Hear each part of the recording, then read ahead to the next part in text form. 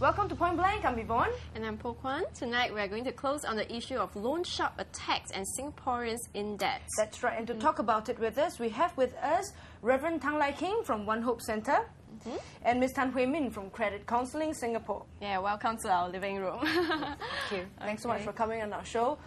You are in a position of counselling and giving help to people who have been you know, in gambling, whether it's to do with gambling addiction or whether it's to do with bad, funds management. Credit management, yeah. So actually their jobs are pretty unusual, right? Won't you think so? Definitely. Because Reverend Tan is helping debtors to deal with loan sharks. And Miss Tan here, she helped debtors to deal with banks. I mean, credit card companies, when they can't pay up their loans, right? So you are good people to speak with in our living room today because we are going to deal with the issue of loan sharks and people in debt. So some of it, could get pretty nasty, as we know, and it could be happening in your neighborhood. Well, here's a look at some of the postings in Straits Times' Stomp website, what other Singaporeans have seen and experienced.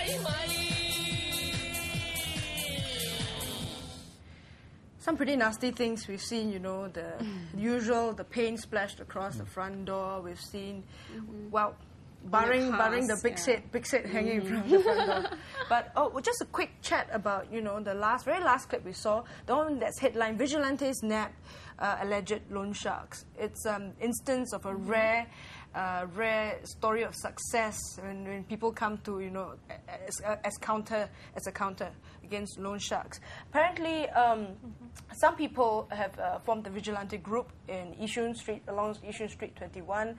A lady called Wendy, her son saw two suspicious characters loitering around the neighborhood, and soon they found, sprayed on the walls messages of, what loan sharks usually spray. Yeah. money, pay money. money. Yeah. And these couple of loan sharks were actually brought to court.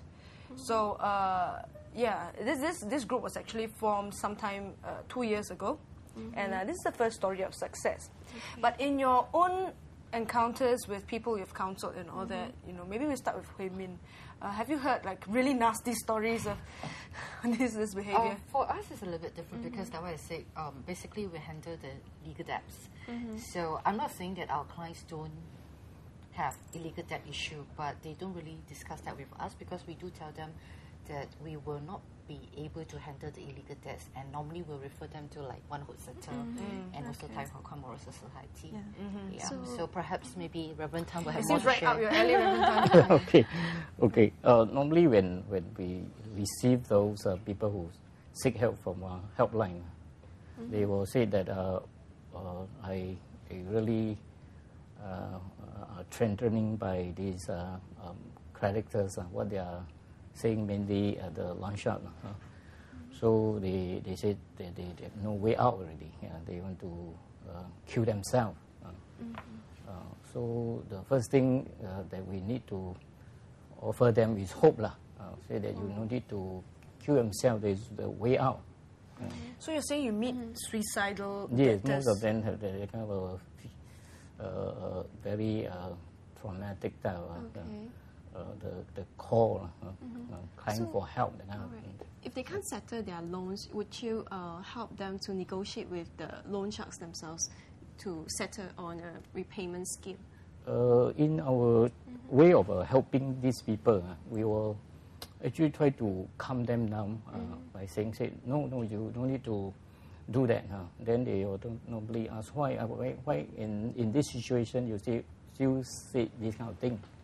So I was share with them that because I know hundreds of these kind of people, similar situation that you are, some even worse than your situation. They are with us, and then they don't need to do these kind of things, and they, in fact, eventually they were able to get rid of all these problems and start their new life. Okay. It seems like what you're saying is also the fact that some of them, those who come to you for help, feel that they're at their wits' end. There's nothing else they can do. Yes, So what do you actually tell people like that in a mindset where they feel that I can't do anything anymore, the only way is to die? Right? That is really the mindset which they're in, and where you step in and help them. What do you tell them? I will invite them to come to our support groups to look at themselves. What I said is true. People who are still going through what they are going through, all these kind of experience, they still owing money to the loan shark, and they still not able to pay them, and yet they are with us, and they are actually share their experience, and also there are all kinds of stress, even fear to one another. Okay. So they are actually supporting one another, and able to feel. Then these people will feel that they are not alone. You see. That's very important. They don't feel that they're alone. Okay. So Reverend Tan, could you elaborate a little bit on, what's the profile of these debtors who have approached you for help? Do they have like a common characteristic, such as in terms of age group or in terms of profession? I think now we seem like helping across all age group, because one who have been come to this service for the last 4 years. So we have been helping a lot of different age groups, peoples.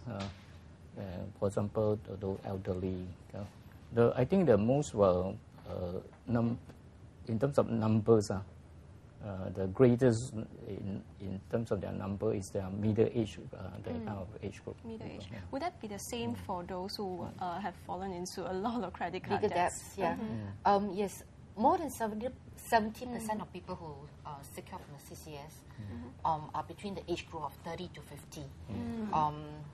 In fact, the 30 to 40 age group is slightly bigger. Or bigger. Slightly. Okay. So it's